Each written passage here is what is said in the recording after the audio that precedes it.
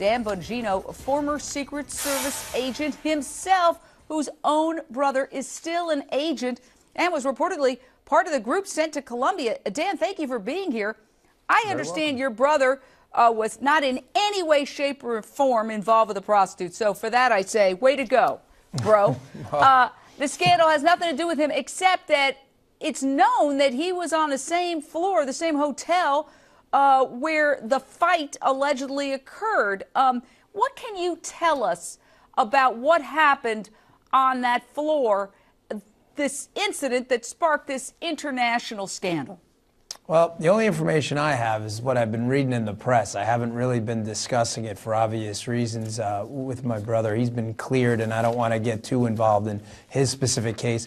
But from what I've read, it seems that there are a number of people reporting that that was in fact the case, that the woman was upset, was knocking on a number of doors, and managed to contact a law enforcement officer from Colombia in the process. And at that point, I think when the embassy found out, the situation got a lot worse, I think, as we've seen from the well, let me ask you this. According to published reports, there is a wheels up, rings off culture at the Secret Service, that is the unofficial motto.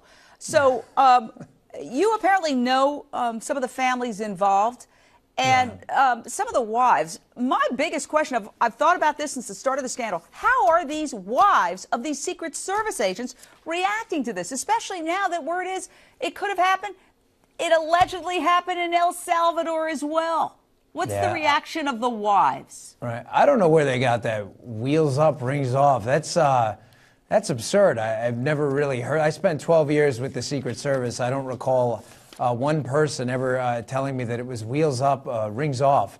There are a lot of wheels up, wheels up from Air Force One. That's what they're talking about when the president leaves country. But rings off was really nonsensical. The culture I remember at the Secret Service was a very regimented, hard-working one. And, this seems to be, from my experience, and that's all I can speak from in 12 years, a very isolated incident. I heard the stories about El Salvador. I wasn't on that trip. I don't know if they're true or untrue. I wasn't there.